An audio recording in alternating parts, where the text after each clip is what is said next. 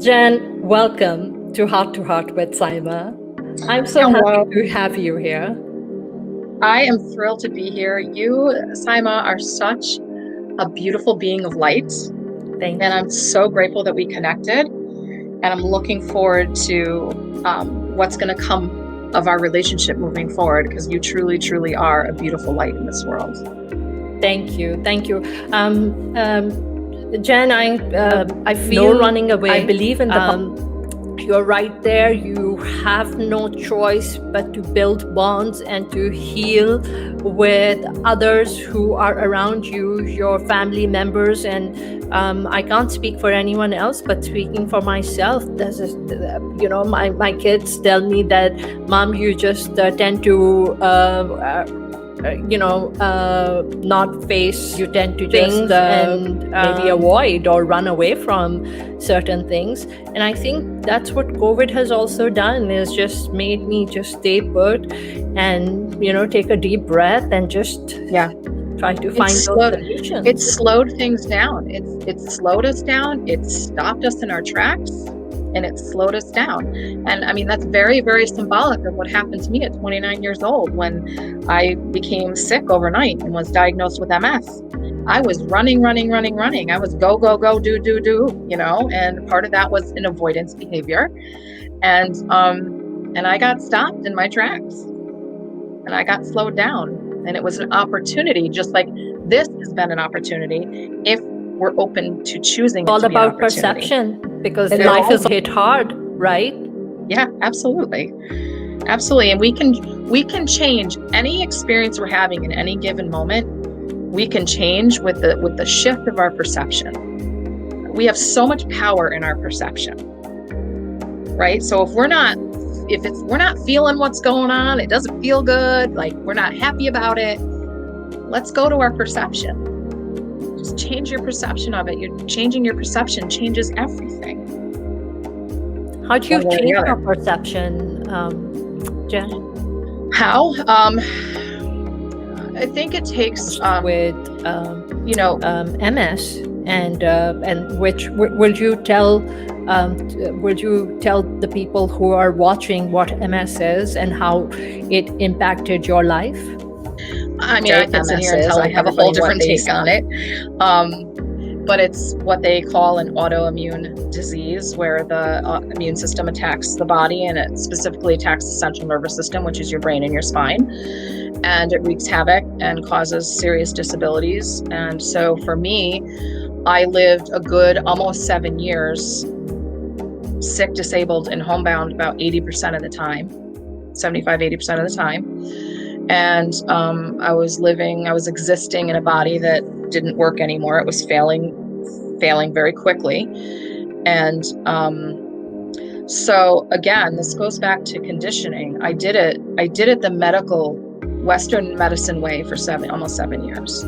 And I was getting sicker and sicker and sicker. And one day I woke up at 36 years old, and I had what I really truly believe is a divine intervention.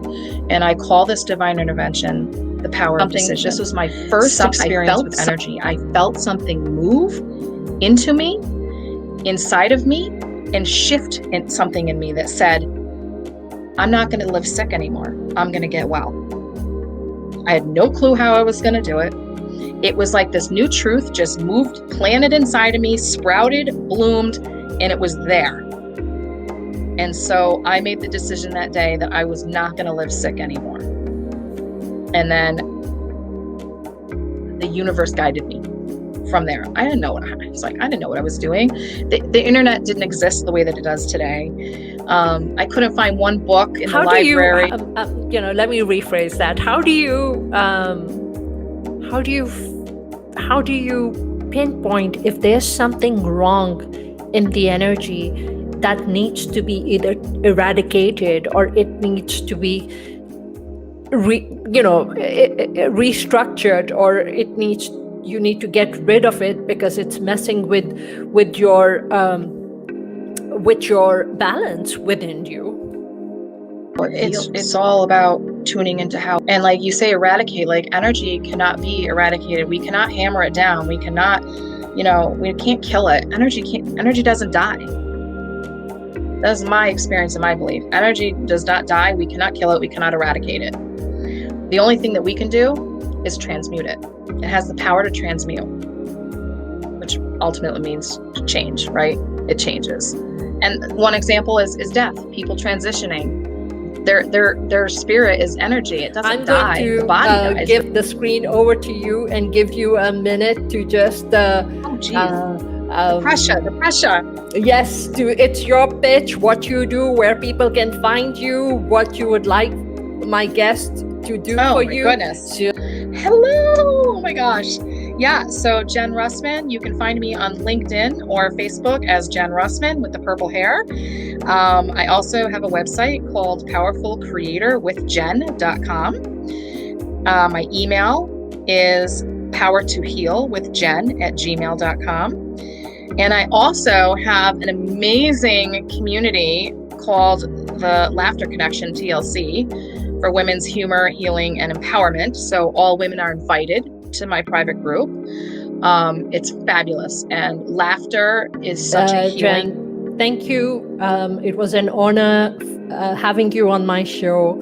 And I want to come on again. I love this. You have such a beautiful show here. The energy, like I'm feeling it, girl. Like this, you got something good here. Awesome. You know what? That's what you can give back to the world, right? What you give back, it ricochets back to you. So absolutely, it's very simple right there.